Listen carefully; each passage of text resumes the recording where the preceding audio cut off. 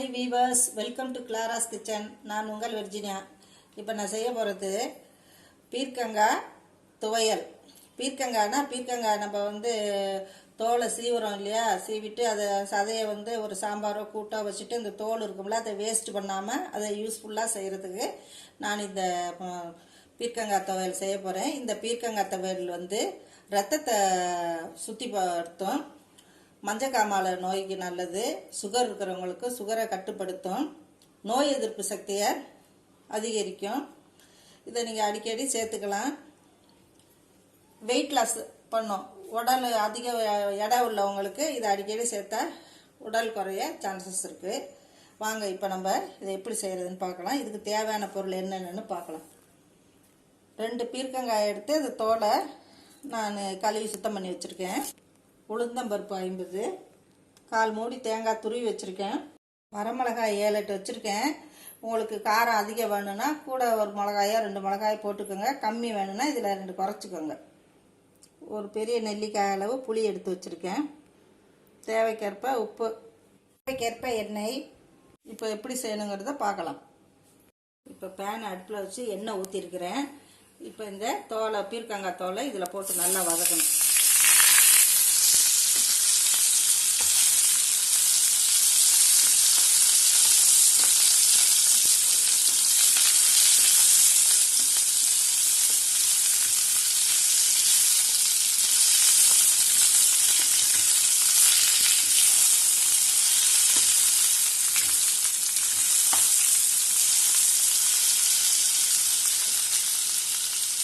இப்போ இந்த பீர்க்கங்காய் தோல் வதங்கிடுச்சு. இப்போ இதை நம்ம தனியாக ஒரு பிளேட்டில் எடுத்து வைப்போம்.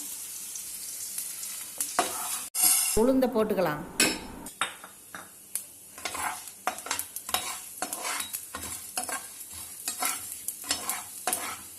உளுந்த நல்லா சவக்க வறுத்தாங்க, அதையும் எடுத்து வறுத்து வச்சோம்.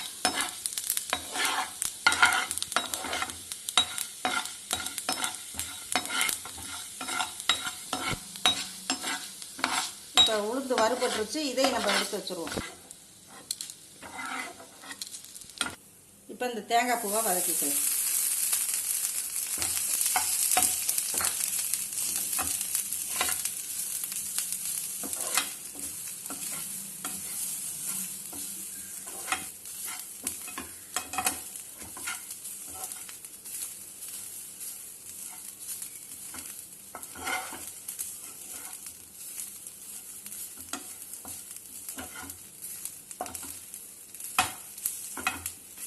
இப்போ வதங்கிடுச்சு, இதை நம்ம எடுத்து வச்சிடலாம்.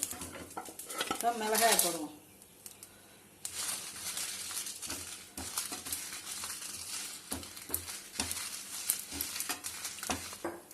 எடுத்து வச்ச புளியையும் நான் போட்டிருக்கேன்.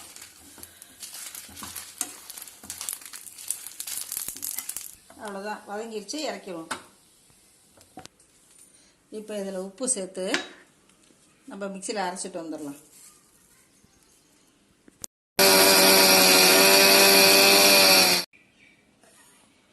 சுவையான பீர்க்கங்காய் துவையல் ரெடி ஆயிடுச்சு.